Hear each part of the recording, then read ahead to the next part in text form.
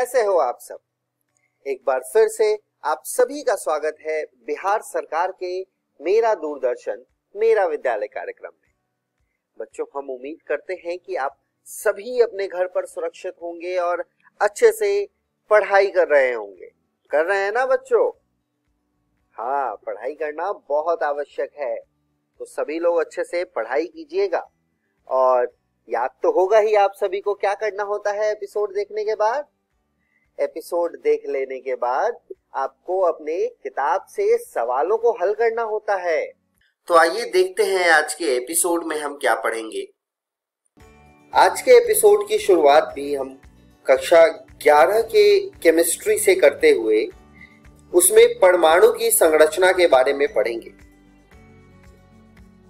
बच्चों, केमिस्ट्री की पढ़ाई के बाद हम फिजिक्स में मोशन इन स्ट्रेट लाइन को पढ़ेंगे और फिर हम कक्षा 12 की पढ़ाई शुरू करते हुए केमिस्ट्री में सॉल्यूशंस पार्ट को पढ़ेंगे और सबसे आखिरी में फिजिक्स में वैद्युत आवेश तथा क्षेत्र के बारे में पढ़ेंगे।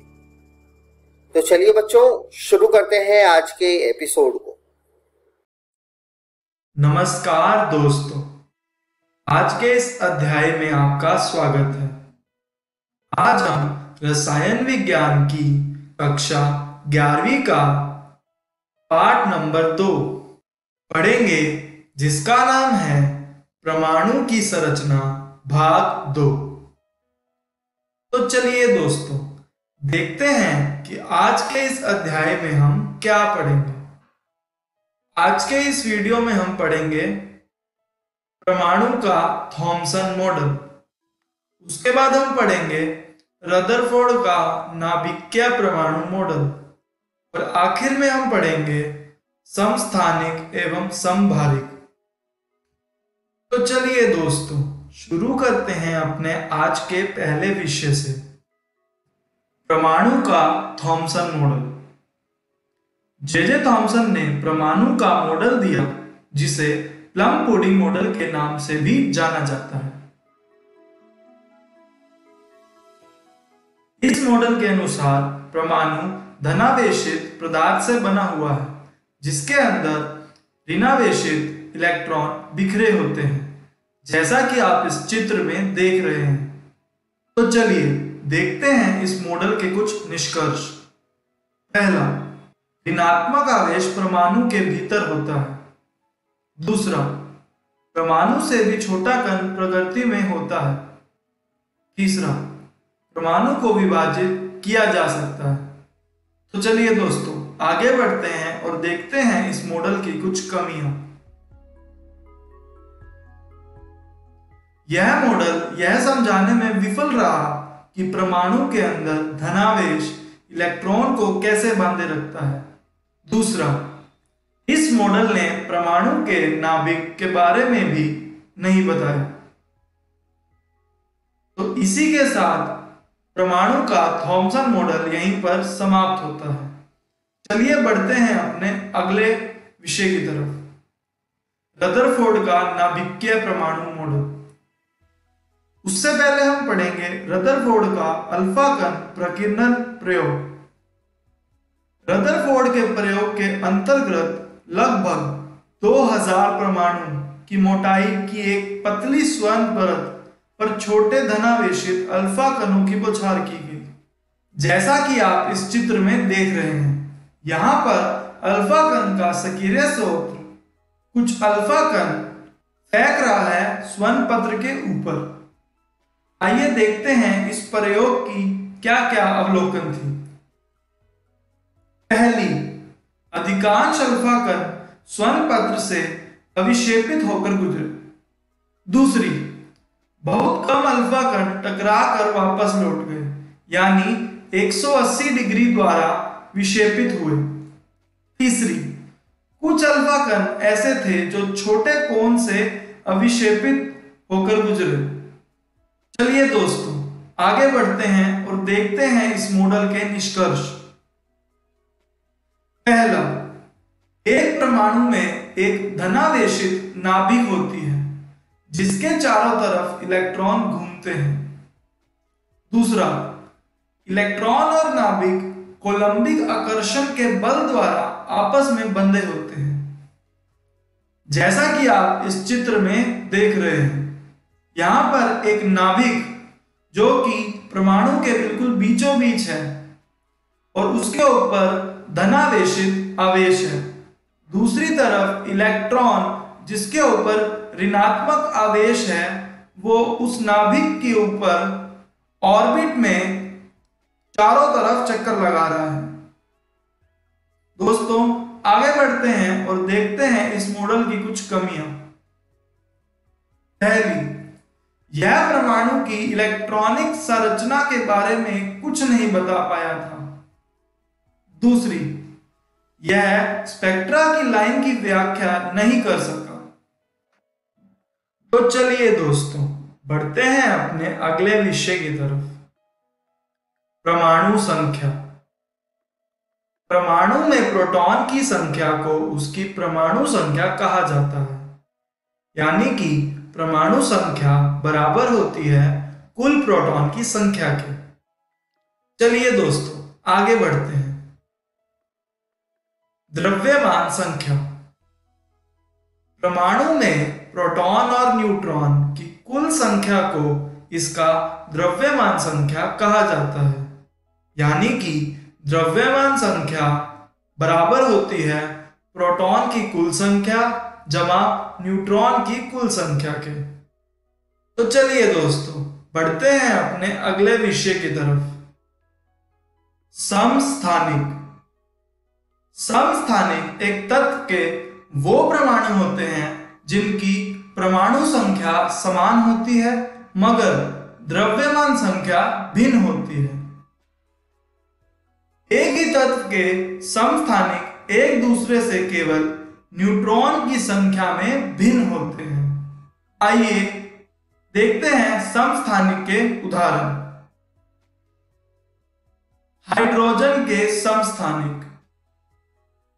दोस्तों प्रकृति में हाइड्रोजन के 3 समस्थानिक पाए जाते हैं। पहला प्रोटियम, दूसरा ड्यूटेरियम और तीसरा ट्रिटियम। आइए इनके बारे में जानते हैं। जैसा कि आप देख रहे हैं प्रोटियम की परमाणु संख्या 1 होती है और द्रव्यमान संख्या भी 1 होती है। ड्यूटेरियम की परमाणु संख्या भी 1 होती है जबकि द्रव्यमान संख्या 2 होती है। ट्रिटियम की परमाणु संख्या भी 1 होती है लेकिन द्रव्यमान संख्या 3 होती है। यानी कि प्रोटियम, ड्यूटेरियम और ट्रिटियम तीनों की परमाणु संख्या 1 ही है जबकि द्रव्यमान संख्या अलग है। इसीलिए इन्हें हाइड्रोजन के समस्थानिक कहते हैं। चलिए दोस्तों आगे बढ़ते हैं। समभारिक।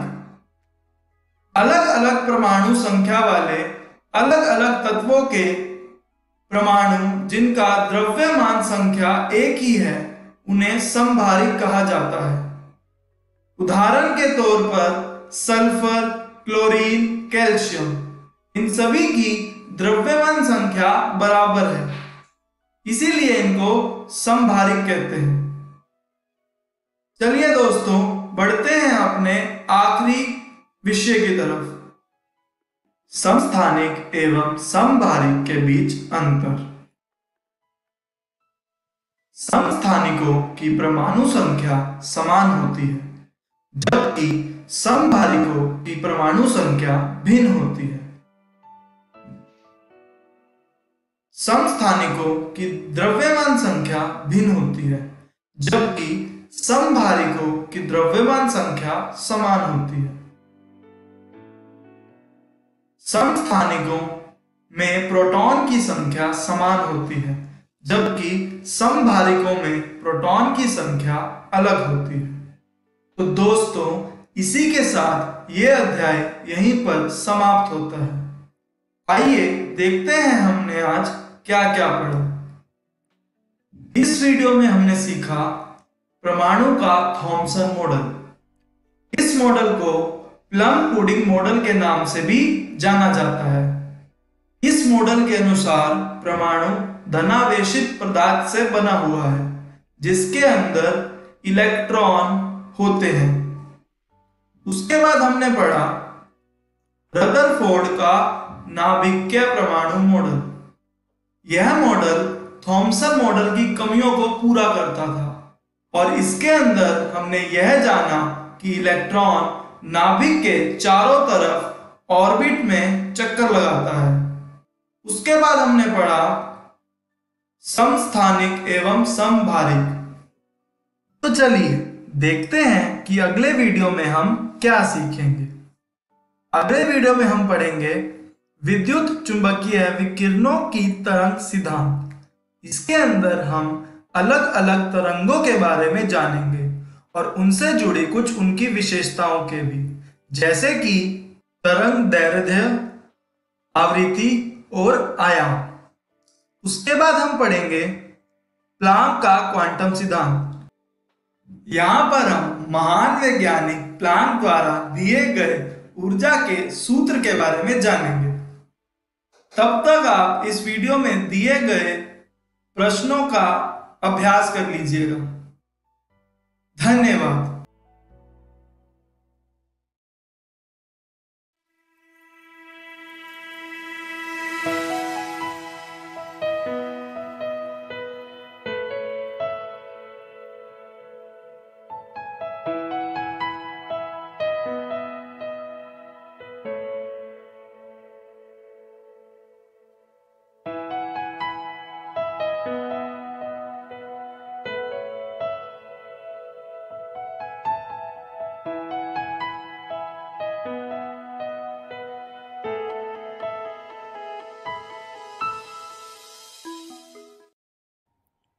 नमस्कार दोस्तों, आज हम पढ़ने जा रहे हैं कक्षा 11वीं के भौतिकी का अध्याय सरल रेखा में गति भाग 4।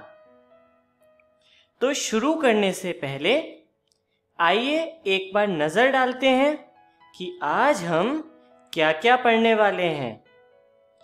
तो हम शुरू करेंगे ग्राफ द्वारा वेग तथा विस्थापन ज्ञात करने की विधि से। उसके बाद हम पढ़ेंगे प्रथम तथा द्वितीय शुद्ध गति की संबंधित समीकरण। तो चलिए शुरू करते हैं। ग्राफ द्वारा वेग ज्ञात करने की विधि। इसके लिए त्वरण तथा समय ग्राफ की आवश्यकता होती है। वेग का मान त्वरण तथा समय ग्राफ के वक्र के तहत कुल क्षेत्रफल के मान के बराबर होता है। मतलब हमें वेग ज्ञात करने के लिए त्वरण तथा समय के ग्राफ की जरूरत होती है, जिसको इंग्लिश में कहते हैं एक्सीलरेशन वर्सेस टाइम ग्राफ। और फिर वेग का मान ज्ञात करने के लिए ग्राफ के वक्र के नीचे कुल क्षेत्रफल का मान ज्ञात करते हैं और यही क्षेत्रफल का मान वेग के बराबर होता है। तो चलिए आगे चलते हैं और इसे और विस्तार से समझते हैं। चलिए हम एक क्षैतिज अक्ष लेते हैं जो कि समय का अक्ष है, जिसको T से रिप्रेजेंट किया है, और साथ ही हम एक ऊर्ध्वाधर अक्ष लेते हैं जो कि त्वरण का अक्ष है, जिसे A से रिप्रेजेंट किया है। क्षैतिज अक्ष को इंग्लिश में कहते हैं हॉरिजॉन्टल एक्सिस और ऊर्ध्वाधर अक्ष को वर्टिकल एक्सिस।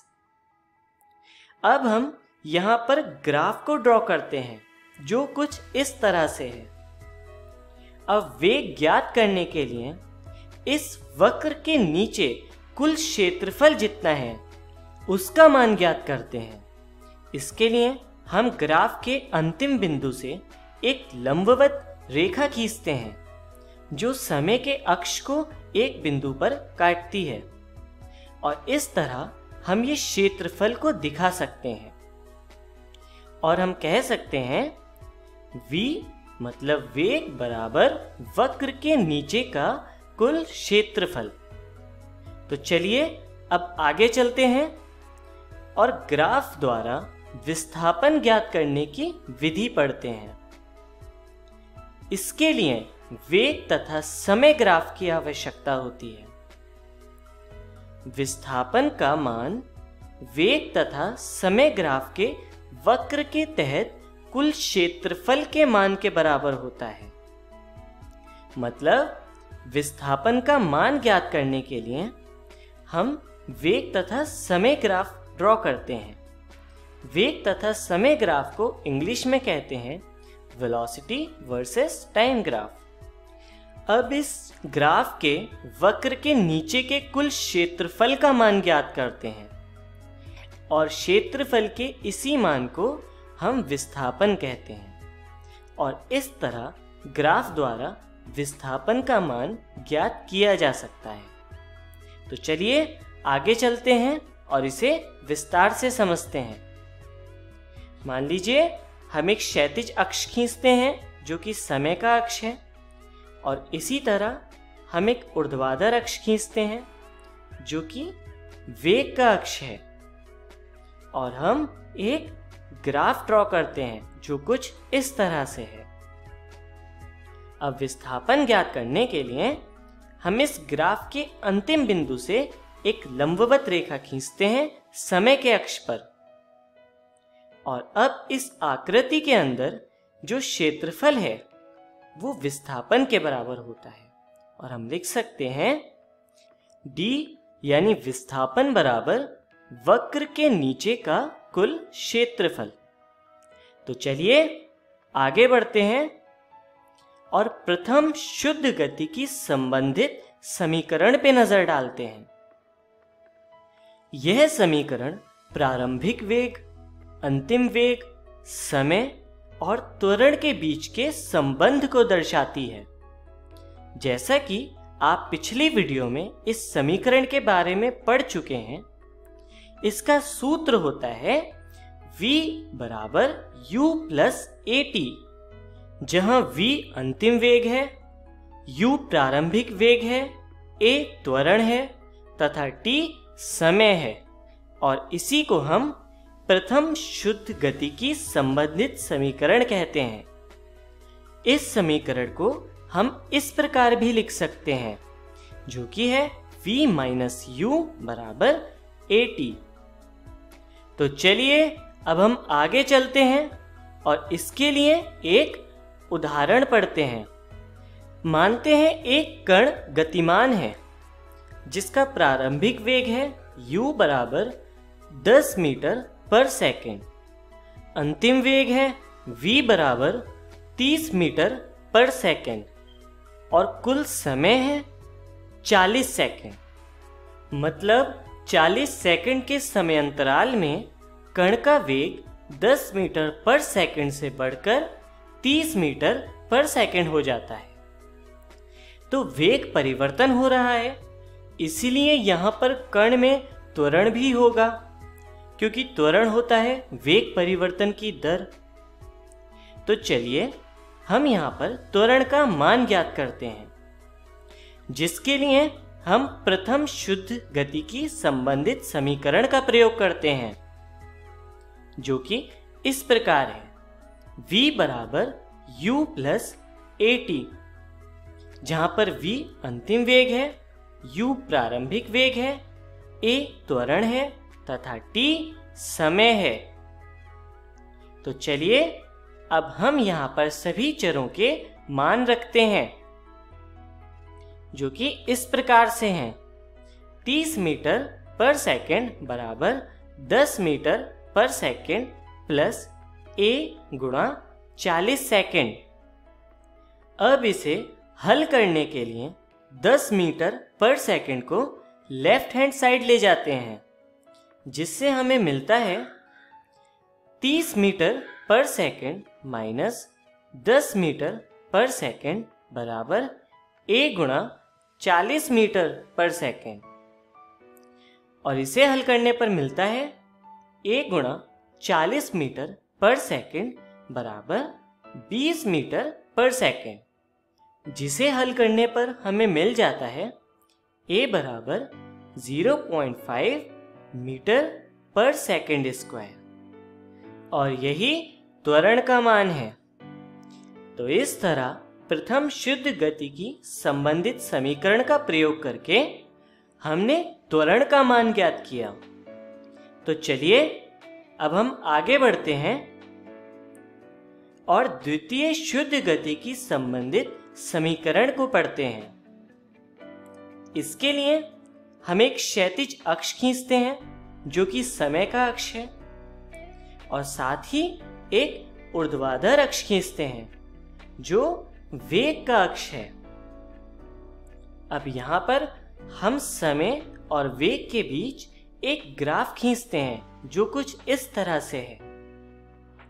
अब द्वितीय शुद्ध गति की संबंधित समीकरण निकालने के लिए हम इस ग्राफ के अंदर क्षेत्रफल कैलकुलेट करते हैं और जो कि विस्थापन होता है।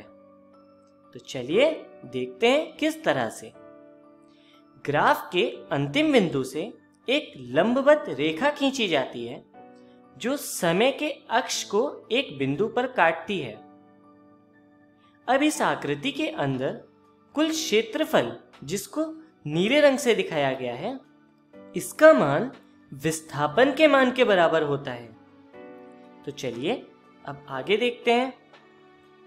मूल बिंदु से ग्राफ के अंतिम बिंदु तक के समय को हम t से प्रदर्शित करते हैं और इसी तरह हम ऊर्ध्वाधर अक्ष पर ग्राफ जहां से शुरू हुआ है उस पॉइंट को u तथा ग्राफ के अंतिम बिंदु को v से प्रदर्शित करते हैं, जहां पर u है प्रारंभिक वेग और v है अंतिम वेग। अब इसका कुल क्षेत्रफल निकालने के लिए हम इस आकृति को दो आकृतियों में बांट देते हैं, जिसमें पहली आकृति है एक आयत और दूसरी आकृति है एक त्रिभुज। कुल क्षेत्रफल का मान आयत के क्षेत्रफल तथा त्रिभुज के क्षेत्रफल के योग के बराबर होता है।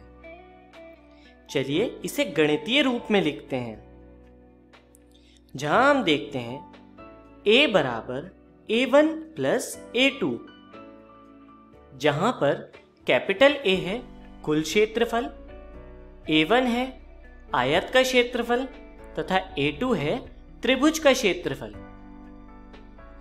तो यहां पर आयत का क्षेत्रफल हो जाएगा u इंटू टी और त्रिभुज का क्षेत्रफल हो जाएगा half v minus you into T, क्योंकि v माइनस यू त्रिभुज की हाइट है।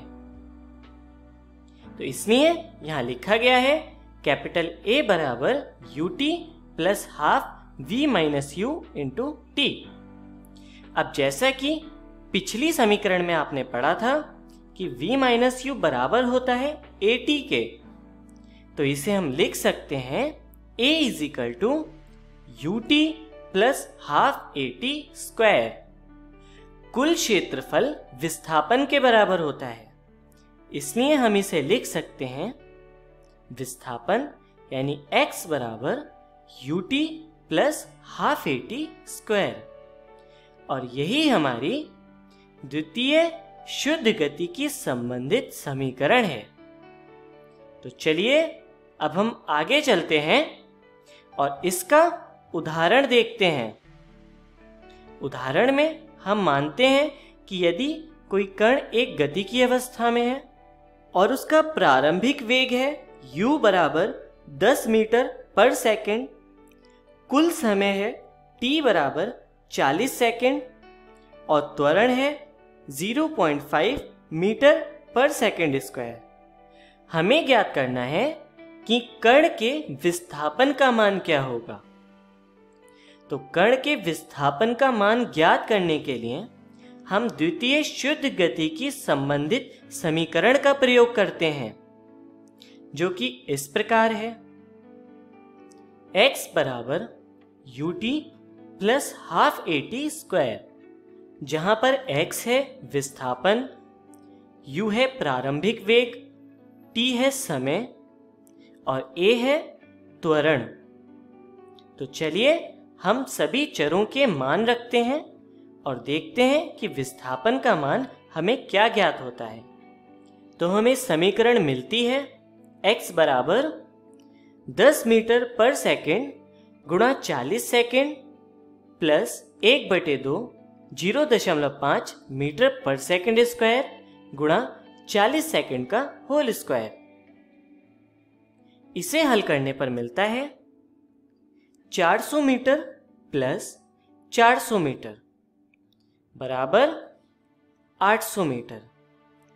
तो हमें मिलता है x बराबर 800 मीटर, जो कि विस्थापन का मान है। तो इस तरह द्वितीय शुद्ध गति की संबंधित समीकरण का प्रयोग करके हमने विस्थापन का मान ज्ञात किया। तो चलिए अब हम आगे चलते हैं और देखते हैं कि आज की वीडियो में हमने क्या क्या सीखा। तो आज हमने सबसे पहले सीखा ग्राफ द्वारा वेग तथा विस्थापन ज्ञात करने की विधि। उसके बाद हमने पढ़ा प्रथम शुद्ध गति की संबंधित समीकरण के बारे में, तथा सबसे अंत में हमने पढ़ी द्वितीय शुद्ध गति की संबंधित समीकरण। तो चलिए आगे चलते हैं और जानते हैं कि अगली वीडियो में हम क्या सीखने वाले हैं। तो अगली वीडियो में हम पढ़ेंगे एक समान त्वरण से गतिमान वस्तु की तृतीय शुद्ध गति की संबंधी समीकरण। धन्यवाद।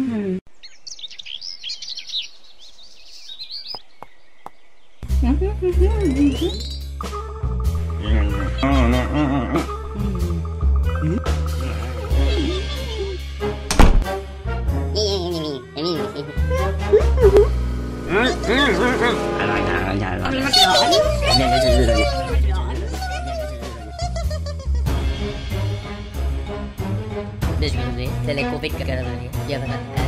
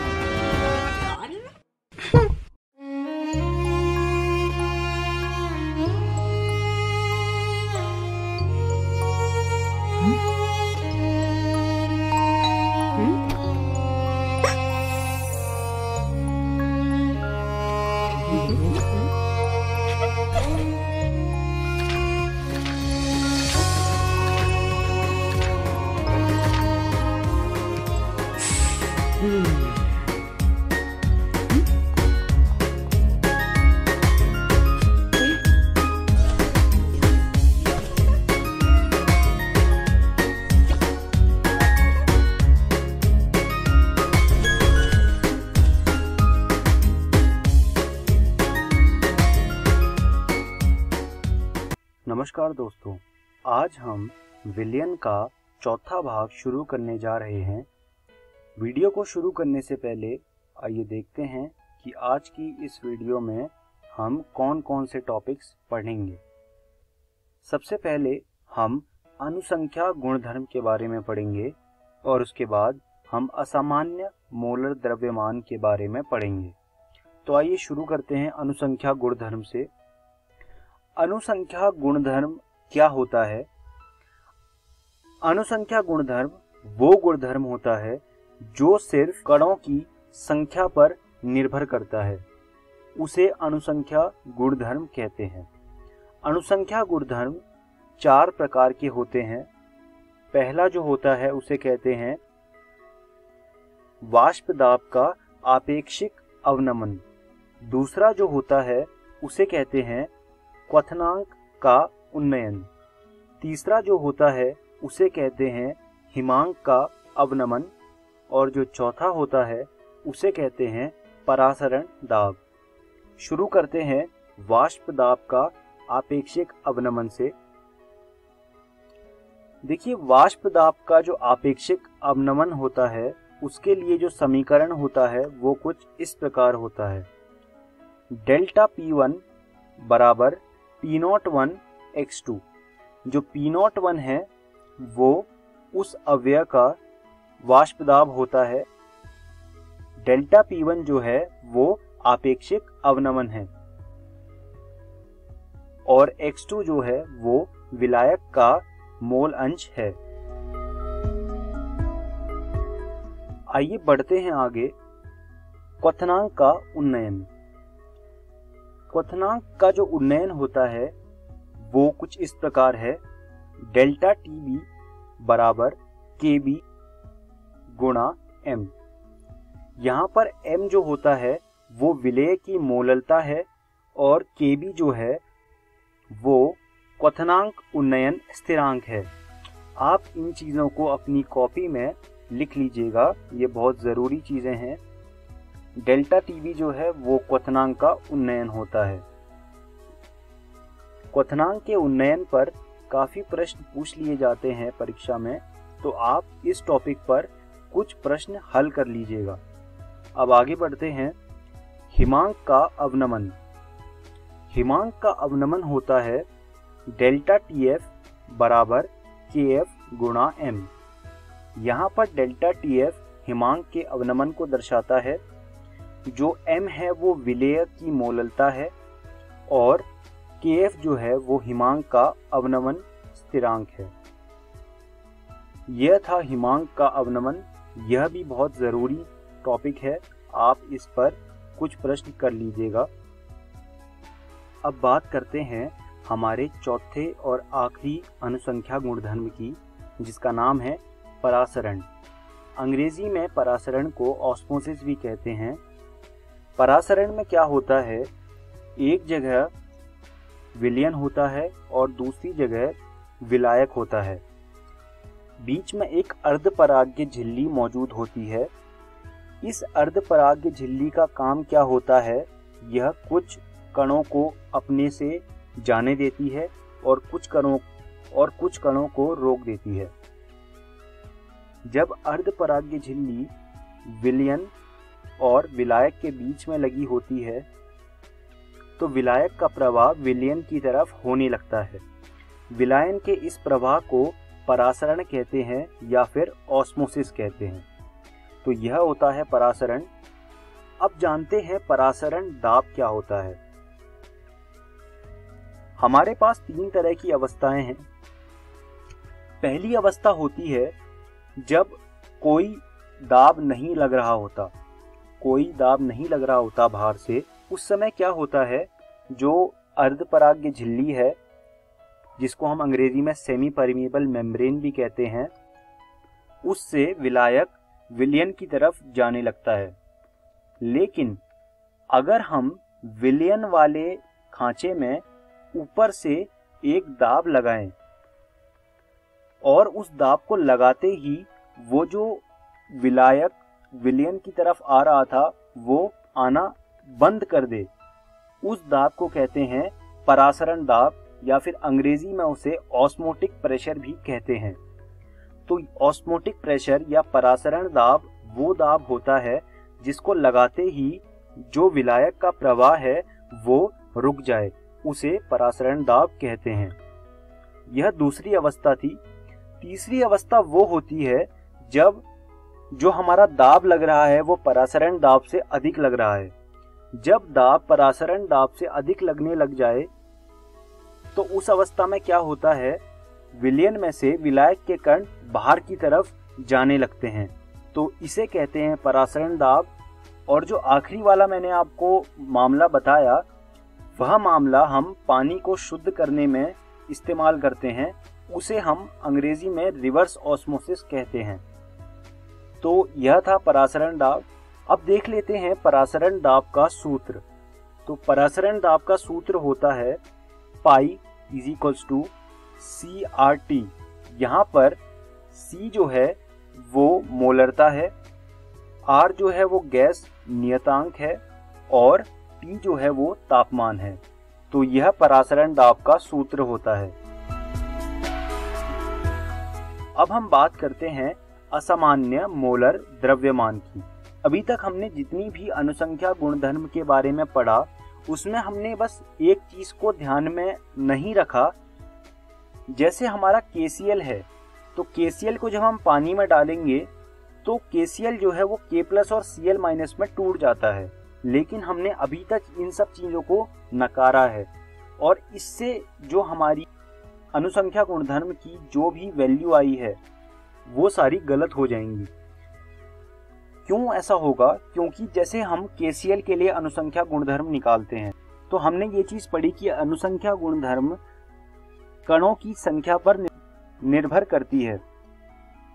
तो KCl तो एक कण है, हमने उस एक कण को लेकर ही उस अनुसंख्या गुणधर्म की मात्रा निकाली, लेकिन KCl तो K+ और Cl- में बटने के बाद दो कण बन गए, तो यहाँ पर दो कणों के लिए अनुसंख्या गुणधर्म निकालना होगा, जो हमने नहीं किया और जो कि गलत है। तो असामान्य मोलर द्रव्यमान इसी चीज को सही करता है। I बराबर सामान्य द्रव्यमान भागा असामान्य द्रव्यमान। I को वॉन हाफ गुणक कहते हैं। हमने अभी तक जितनी भी अनुसंख्या गुणधर्म निकाला है उसमें इस I को गुणा करना होगा और उससे जो अनुसंख्या गुणधर्म की जो भी वैल्यू आएगी वह हमारा सही उत्तर होगा। तो यह होता है असामान्य मोलर द्रव्यमान।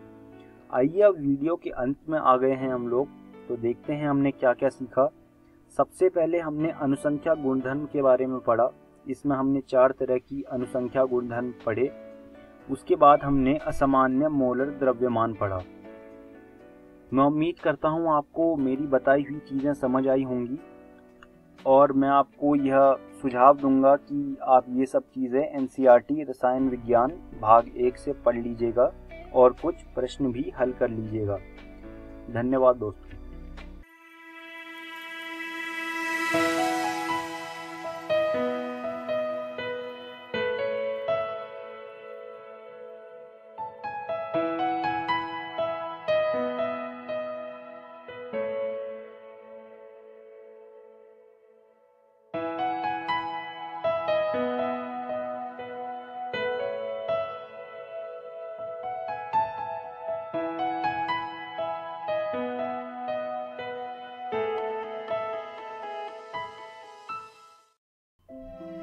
हेलो दोस्तों, welcome to this physics video lecture. Friends, अभी तक हम चैप्टर 1 वैद्युत आवेश तथा क्षेत्र के 7 भागों को पढ़ चुके हैं। आज हम इसका 8वां भाग समझेंगे और इस 8वें भाग में हम समझेंगे कि जब किसी द्विध्रुव को किसी एक समान बाह्य क्षेत्र में रखा जाता है तो वो किस तरह से बिहेव करता है, यानी एक समान बाह्य क्षेत्र में द्विध्रुव। दोस्तों, इसे समझने के लिए सबसे पहले मान लेते हैं कि यहाँ पर एक समान वैद्युत क्षेत्र E कुछ इस दिशा में फ्लो कर रहा है। अब हम इसमें किसी एक विद्युत द्विध्रुव को रखते हैं। यहाँ पर जैसा कि आप देख सकते हैं कि यह द्विध्रुव विद्युत क्षेत्र की दिशा में न होकर कुछ टेढ़ी रखी है। इसकी अलग अलग स्थिति के बारे में हम बाद में विचार करेंगे।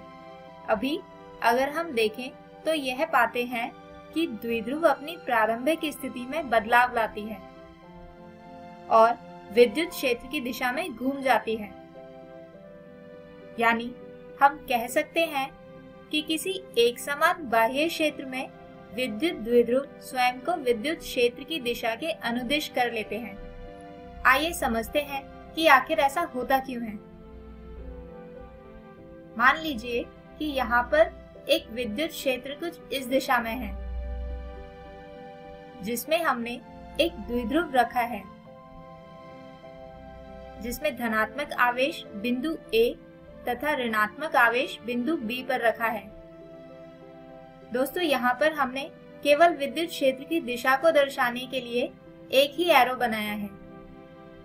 अब जैसे कि हम जानते हैं कि धनात्मक आवेश विद्युत क्षेत्र की दिशा में जाना चाहेंगे, क्योंकि विद्युत क्षेत्र एक धनात्मक आवेश से ही उत्सर्जित होता है और दो समान आवेश एक दूसरे को प्रतिकर्षित यानी रिपेल करते हैं।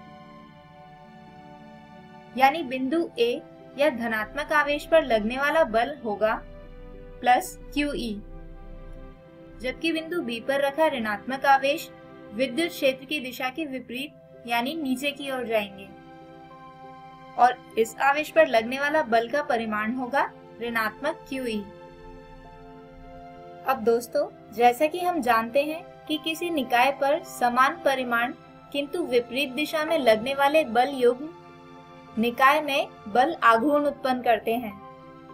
यानी यहाँ पर भी इस द्विध्रुव में उत्पन्न होता है बल आघूर्ण, जिसकी वजह से ये द्विध्रुव अपने मध्य बिंदु के सापेक्ष घूम जाता है। दोस्तों, बल आघूर्ण को ज्ञात करने का सूत्र होता है बल गुणा बिंदुओं के बीच लंबवत दूरी। और जैसा कि हमने अभी लिखा कि द्विध्रुव पर लगने वाला बल है QE। इसके अलावा बिंदुओं के बीच लंबवत दूरी जानने के लिए हम त्रिकोणमिति का उपयोग करेंगे। मान लीजिए कि ये द्विध्रुव विद्युत क्षेत्र के साथ थीटा डिग्री का कोण बनाता है। तो अगर हम बिंदु A तथा बिंदु B से एक समकोण त्रिभुज ACB बनाएं, तो इसमें कोण BAC भी होगा थीटा। यानी यहाँ पर दोनों बिंदुओं या आवेशों के बीच लंबवत दूरी है AC, जिसका मान होगा 2A sin थीटा। तो दोनों ही राशियों का मान बल आघूर्ण के फॉर्मूला में रखें तो बल आघूर्ण टाउ आता है QE गुणा 2A sin थीटा। दोस्तों, यहाँ पर हम 2QA को साथ लिख लेते हैं और अगर आपको याद हो तो यह होता है द्विध्रुव आघूर्ण, जिसे लिखा जाता है P से। यानी बल आघूर्ण होगा PE sin थीटा। यानी इसे P तथा E का सदिश गुणनफल भी कहा जा सकता है, यानी P क्रॉस E। आइए अब इस द्विध्रुव की विद्युत क्षेत्र में विभिन्न स्थितियों पर विचार करते हैं, जिसमें सबसे पहले आता है जब द्विध्रुव विद्युत क्षेत्र की दिशा में हो। दोस्तों, इस परिस्थिति में विद्युत क्षेत्र तथा द्विध्रुव आघूर्ण के बीच बनने वाला कोण होता है 0 डिग्री। तो बल आघूर्ण का मान होगा PE sin 0 डिग्री। और क्योंकि sin 0 डिग्री का मान होता है 0, इसलिए यहाँ पर बल आघूर्ण का मान भी होगा 0। यानी इस केस में द्विध्रुव नहीं घूमेगी। अगली परिस्थिति है जब द्विध्रुव विद्युत क्षेत्र के लंबवत हो। दोस्तों, इस परिस्थिति में विद्युत क्षेत्र तथा द्विध्रुव आघूर्ण के बीच बनने वाला कोण होता है 90 डिग्री। तो बल आघूर्ण का मान होगा PE sin 90 डिग्री। और क्योंकि sin 90 डिग्री का मान होता है 1, इसलिए यहाँ पर बल आघूर्ण का मान हो जाएगा P गुणा E। आइए अब आज के वीडियो में समझाए गए विषय पर आधारित एक उदाहरण समझते हैं। प्रश्न है, समान आवेश 2 कूलम और ऋणात्मक 2 कूलम को 2 सेंटीमीटर की दूरी से अलग करने वाले विद्युत द्विध्रुव को 30 डिग्री के कोण पर 225 न्यूटन प्रति कूलम के विद्युत क्षेत्र में रखा गया है। द्विध्रुव में उत्पादित बल आघूर्ण की गणना करें। दोस्तों, जैसा कि हमें प्रश्न में दिया गया है कि यहाँ पर ये द्विध्रुव विद्युत क्षेत्र से थीटा यानी 30 डिग्री का कोण बनाती है। तो यहाँ पर हम हमें दी हुई राशियां लिख लेते हैं, जो हैं Q बराबर 2 कूलम। इसके अलावा 2A बराबर है 2 सेंटीमीटर, या फिर इसे लिख सकते हैं 0.02 मीटर। इसके अलावा E यानी विद्युत क्षेत्र है 0.225 न्यूटन प्रति कूलम, और थीटा एंगल दिया हुआ है 30 डिग्री। अब जैसे कि हम जानते हैं कि बल आघूर्ण होता है P क्रॉस E या 2QAE sin थीटा। तो दोस्तों, यहाँ हम सभी राशियों का मान इस समीकरण में रख देते हैं तथा इन्हें हल करने पर आता है बल आघूर्ण का मान, जो होगा 0.0045 न्यूटन मीटर। तो दोस्तों, हमारे आज के इस वीडियो में हमने समझा कि किसी एक समान बाह्य क्षेत्र में रखा कोई विद्युत द्विध्रुव किस प्रकार बल आघूर्ण उत्पन्न करता है। हमारे अगले वीडियो में हम शुरू करेंगे अपना अगला अध्याय, स्थिर वैद्युत विभव तथा धारिता। तब तक के लिए take care and good bye.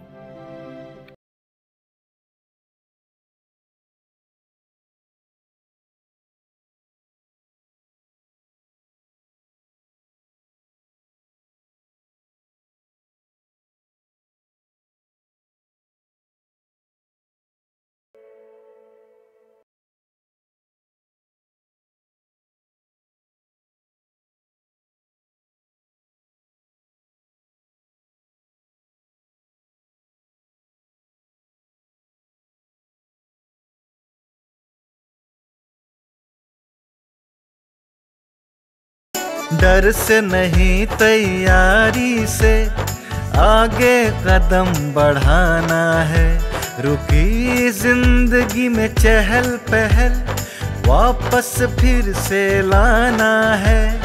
धोकर हाथ पहन कर मास्क सुरक्षित जीवन चलाना है। सुरक्षित जीवन चलाना है। डर कर नहीं तैयारी से आगे कदम बढ़ाना है। डर कर नहीं तैयारी से आगे कदम बढ़ाना है। रखेंगे 2 गज की दूरी, सबको पौष्टिक आहार खिलाएंगे, बच्चों और बूढ़ों का करेंगे ख्याल। रोगी नहीं, रोग से लड़ कोरोना को हराएंगे। स्वास्थ्य केंद्र फिर से खुल गए, जिनका लाभ उठाना है। रुकी जिंदगी में चहल पहल वापस फिर से लाना है। धोकर हाथ पहन कर मास्क सुरक्षित जीवन चलाना है। सुरक्षित जीवन चलाना है। डर कर नहीं तैयारी से आगे कदम बढ़ाना है। डर कर नहीं तैयारी से आगे कदम बढ़ाना है।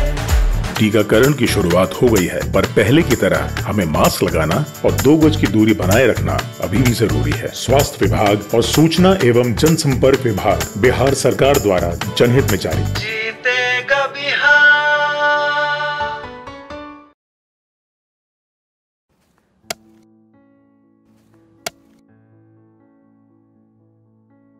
अरे भाई राजू, क्या?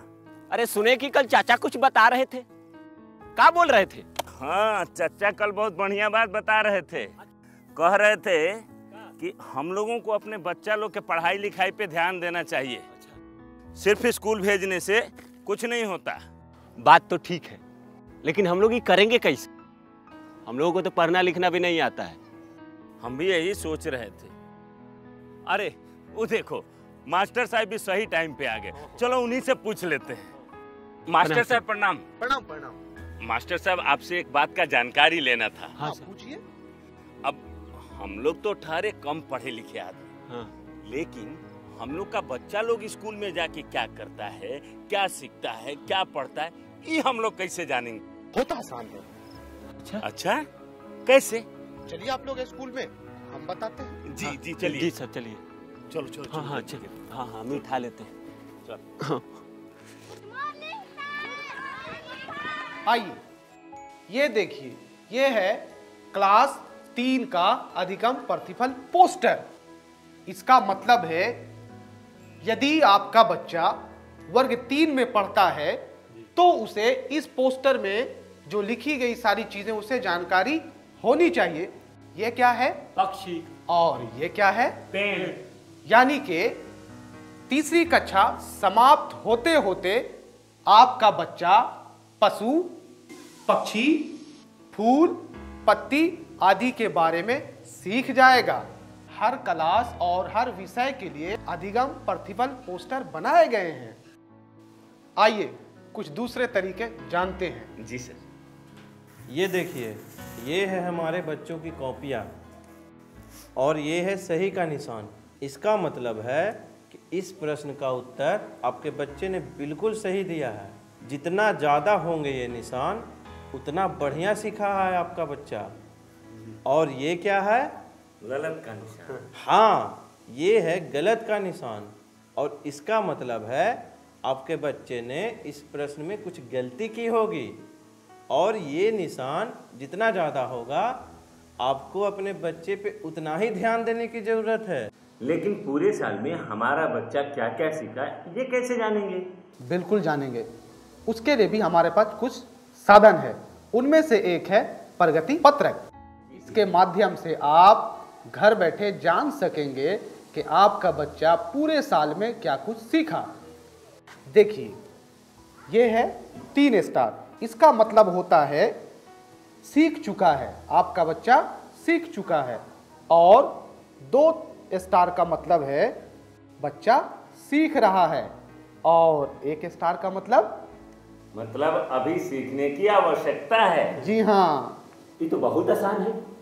अब तो हम जैसे बिना पढ़े लिखे लोग भी अपने बच्चों की कॉपी आसानी से जांच कर पाएंगे। बिल्कुल जांच पाएंगे मनोज। हाँ मास्टर साहब, आपने तो बिल्कुल सही बात बताई थी। तो ठीक है, चलते हैं।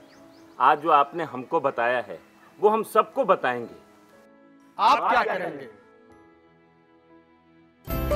आइए हम मिलकर अपने बच्चों के भविष्य को एक नई उड़ान दें। आज हम पूछेंगे तो कल ये सीखेंगे।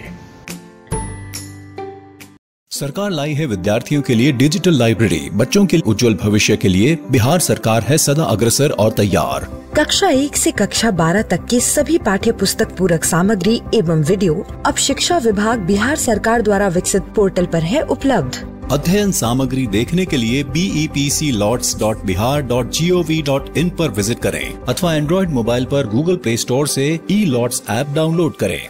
शिक्षकों, अभिभावकों एवं बच्चों से अनुरोध है कि इस ई लाइब्रेरी का अधिक से अधिक लाभ उठाएं और अपनी पढ़ाई जारी रखें।